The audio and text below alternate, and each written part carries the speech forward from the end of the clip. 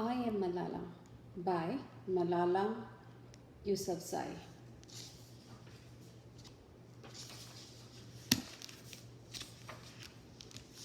Prologue. The day my world changed. I come from a country that was created at midnight.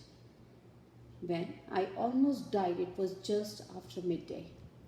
1 year ago, I left my home for school. I never returned. I was shot by a Taliban bullet and was flown out of Pakistan unconscious. Some people say I will never return home, but I believe firmly in my heart that I will do. To be torn from the country that you love is not something to wish on anyone.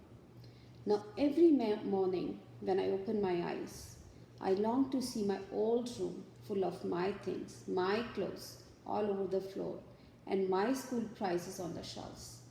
Instead, I am in a country which is 5 hours behind my beloved homeland, Pakistan, and my home in the Swat Valley. But my country is centuries behind this one.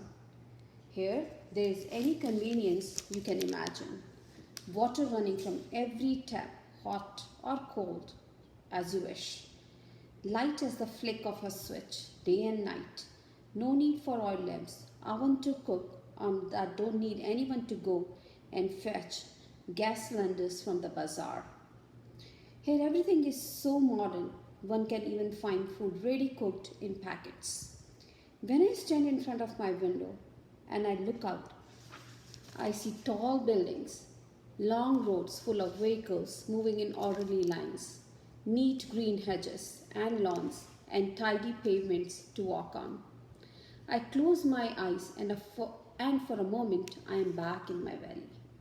The high snow-topped mountains, green waving fields, and fresh blue rivers. And my heart smiles when it looks at the people of Swat. My mind transports me back to my school, and there I am reunited with my friends and teachers. I meet my best friend Moniba, and we sit together talking and joking as if I had never left. Then I remember I am in Birmingham, England. The day when everything changed was Tuesday, 9 October 2012. It wasn't the best of days to start with, as it was the middle of the school exams. Though as a bookish girl, I didn't mind them as much as some of my classmates. That morning we arrived in the narrow mud lane of Haji Baba Road in our usual procession of brightly painted rickshaws sputtering diesel fumes, each one crammed with 5 or 6 girls. Since the time of the Taliban, our school has no sign, and the ornamented brass doors in a white wall across from the woodcutter's yard give me no hint of what lies beyond. For us, girls, that doorway was like a magical entrance to our own special world. As we skipped through, we cast off our headscarves like wind puffing away clouds to make way for the sun, then ran helter-skelter up the steps. At the top of the step was an open courtyard with doors to all the classrooms. We dumped our backpacks in our rooms, then gathered for morning assembly under the sky. Our backs to the mountains as we stood to attention. One girl commanded, "Ascend bash," or "stand at ease," and we clicked our heels and responded, "Allah." Then he said, "Hushayar," or "attention," and we clicked our heels again, "Allah."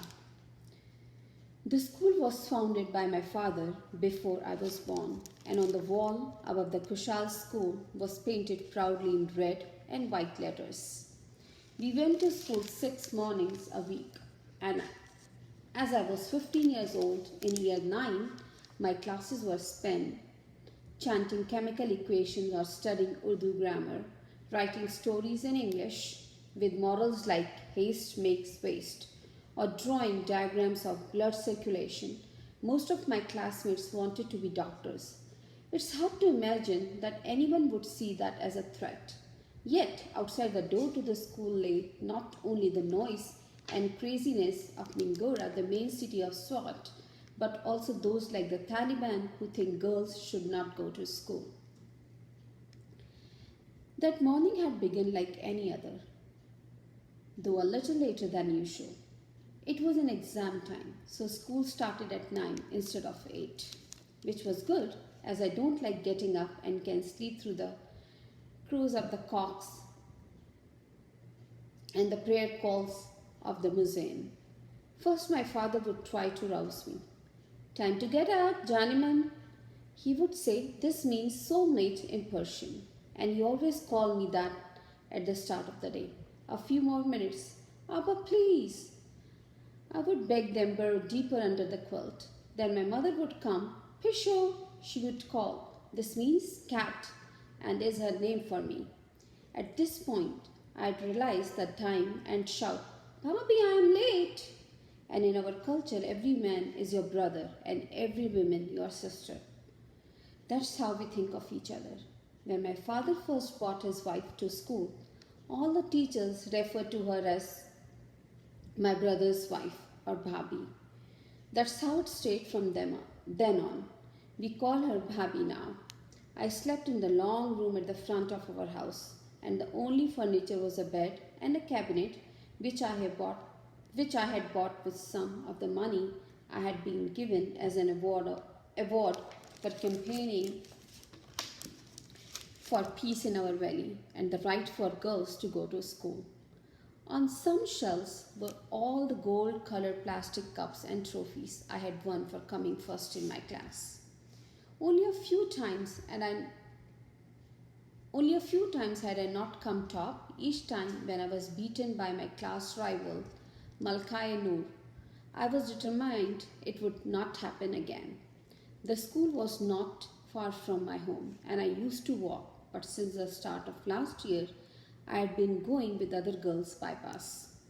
It was a journey of just 5 minutes along the stinky stream past the giant billboard for Dr. Humayun's hair transplant institute, where we joked that one of our bald male teachers must have gone when he suddenly started to sprout hair. I liked the bus because I didn't get as sweaty as when I walked, and I could chat with my friends and gossip with Usman Ali, the driver, who we called Bhaijan or brother. He made us all laugh with his crazy stories. I had started taking the bus because my mother was scared of me walking on my own. We had been getting threats all year. Some were in the newspapers, some were notes or messages passed on by people. My mother was worried about me, but the Taliban had never come for a girl, and I was more concerned they would target my father, as he was always speaking out against them. His close friends and fellow companion Zahid Khan had been shot in the face in August on his way to prayers, and I knew everyone was telling my father, "Take care, you will be the next." Our streets could not be reached by car, so coming home I would get off the bus on the road below by the stream and go through a barn iron gate and up a flight of steps. Like my father, I've always been a daydreamer, and sometimes in lessons my mind would drift, and I would imagine that on the way home a terrorist might jump out and shoot me on those steps. I wondered what I would do. Maybe I would take off my shoes and hit him, but then I would think of if I did that, there would be no difference between me and a terrorist. It would be better to plead, "Okay, shoot me, but first listen to me. What are you doing? It's wrong. I'm not against you personally. I just want every girl to go to school." I wasn't scared, but I had started making sure the gate was locked at night and asking God, "What happens when you die?" I told my best friend Moniba everything. We had lived on the same street when we were little and been friends since we were toddlers, and we shared everything. Justin Bieber songs, to like movies, the best face lightening creams. Her dream was to be fashion designer, although she knew her family would never agree to it. So she told everyone she wanted to be a doctor. It's hard for girls in our society to be anything other than teachers or doctors if they can work at all. I was different. I never hid my desire when I changed from wanting to be a doctor to wanting to be an inventor or a politician. Muniba always knew something was wrong. Don't worry, I told her. The Taliban have never come for a small girl. When our, was, when our bus was called, we ran down the steps. The other girls all covered their heads before emerging from the door and climbing up into the back. The bus was actually what we called a Diana, a white Toyota Town Ace truck with three parallel benches, one along either side and one in the middle. It was cramped with 20 girls and 3 teachers. I was sitting on the left between Moniba and the girl from year below called Shazia Ramzan, holding our exam folders to our chest and our school bags under our feet. After that, it is all a bit hazy. I remember that inside the Diana was hot and sticky.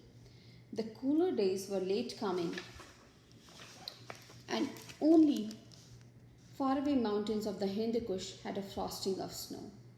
The back where we sat had no windows, just thick plastic sheets at the sides, which flapped and was too yellowed and dusty to see through. All we could see was a little stamp of open sky out of the back of glimpses of the sun at the time of the day, a yellow orb floating in the dust that streamed over everything. I remembered that the bus turned right off the main road at the army checkpoint as always and rounded the corner past the deserted cricket ground. I don't remember anymore. In my dreams about the shooting, my father is also in the bus and he is shot with me. And then there are men everywhere and I am searching for my father. In reality, what happened was we suddenly stopped. On our left was a tomb of Sher Muhammad Khan, the finance minister of the first ruler of Swat, all overgrown with grass, and on our right, the snack factory. We must have been less than 200 meters from the checkpoint.